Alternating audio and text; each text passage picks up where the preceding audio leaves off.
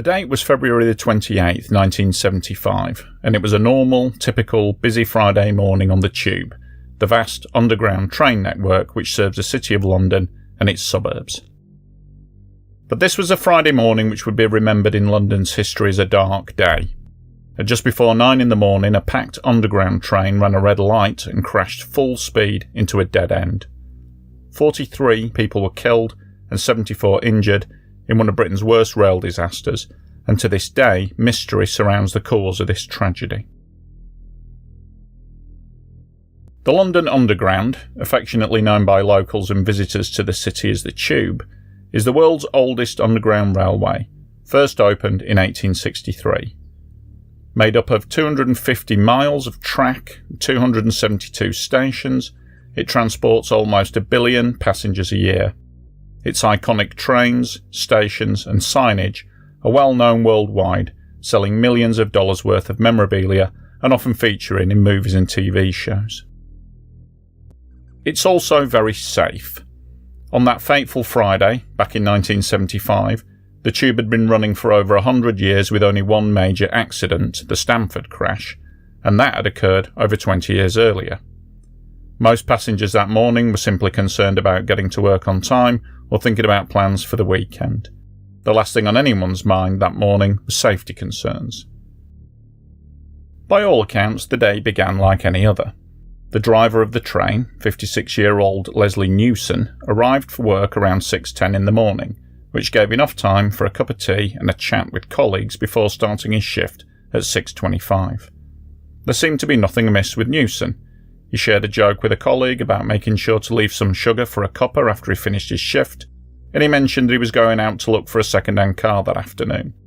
He had £300 in his wallet and was wanting to buy the car for his daughter. Although his work colleagues didn't know Newson particularly well, they respected him as a conscientious and careful driver. He was maybe a bit of a stickler for the rules, and certainly not a wild or impetuous man. After finishing the usual preliminary checks on the train, making sure the brakes were working and all the systems were operating normally, Newson began his shift, running the train on its short return route between Drayton Park and Moorgate. This was routine stuff for Newson. In the previous 2 weeks, he'd been in and out of Moorgate Station over 120 times. At just after 7 a.m, the guard, 18-year-old Bob Harris, joined the train. He rode up front with Newson for a bit as the train shuttled back and forth between the stations. Harris told Newson that he was off camping that night, but Newson joked that he must be mad. He said that for him it was way too cold and that at his age he was more of a hotel man. Harris then took up his position in the guard compartment as the train continued to shuttle the Friday morning commuters between the stations. By the fourth return trip to Moorgate, Harris was getting a bit bored, and he left his post to see if there was a discarded newspaper somewhere on the train.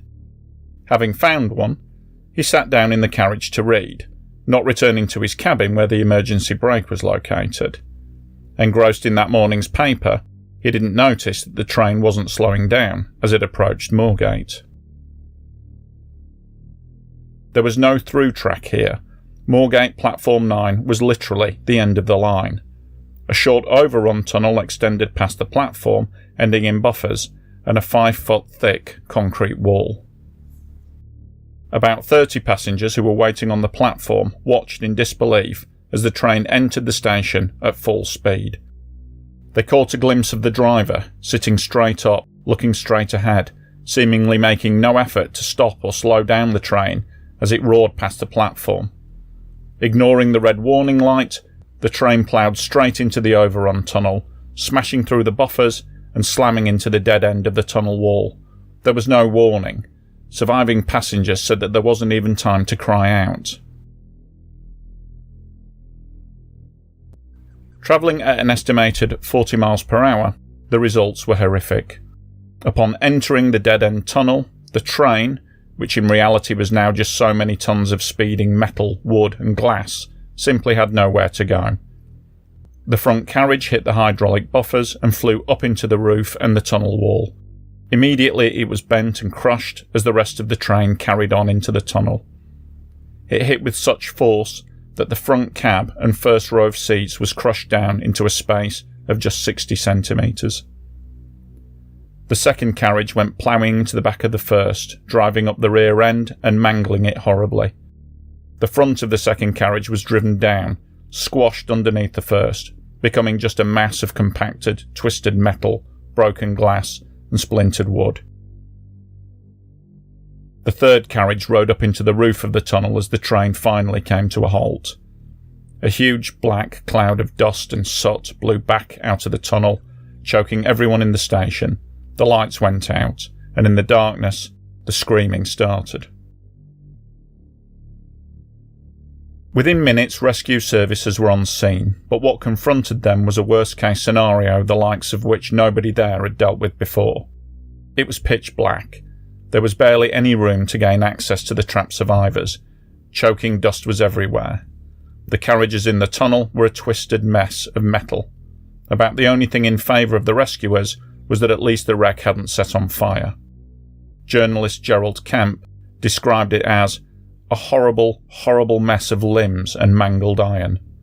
A doctor from nearby St Bart's Hospital recalled his first impressions upon arriving on scene. The front carriage was an indescribable tangle of twisted metal, and in it the living and the dead were heaped together, intertwined among themselves in the wreckage. It was impossible to estimate the number involved, because the lighting was poor, the victims were all tangled together, and everything was covered with a thick layer of black dust. Many of the victims were writhing in agony and were screaming for attention. The rescue effort was further complicated by the fact that they were operating 21 metres underground, and that all supplies and any wounded survivors had to be ferried up and down the many steps. The radios wouldn't work so deep underground, and so messages had to be relayed by runners. In the limited space, firemen were restricted to rudimentary tools such as hacksaws and crowbars to cut into the mangled carriages. As rescuers began to work, the temperature soared. A thermometer in the tunnel recorded 49 degrees Celsius. That's 120 degrees Fahrenheit. With no available ventilation, it was like working inside an oven. The thick layer of fine dust and soot was easily disturbed, choking the rescuers and the trapped victims alike. Nonetheless, the firemen worked tirelessly to free the wounded and trapped, often having to be ordered out of the tunnel to take a break. Such was their determination to free as many people as they could. And they had to do all this by working by only the light of old-fashioned box lanterns. Incredibly, by midday the fire crews had managed to remove all but 5 of the trapped survivors. These 5 were the most difficult survivors to get to, and some needed amputations before they could be cut free from the wreckage. In the end, it would be another 10 hours before the last survivor was cut free. Calling out and listening for any reply, but hearing only silence in the tunnel, the fire crews knew that it was now just a case of removing wreckage and bodies. It took 4 days to clear the tunnel and to reach the body of the final victim, the driver, Leslie Newson. A total of 43 people were dead, and there were a further 74 people hospitalized with injuries. The pressing question was what had gone so tragically wrong, but the inquiry into the Moorgate disaster was to leave more questions than answers. There seemed to be 2 obvious potential causes of the Moorgate crash.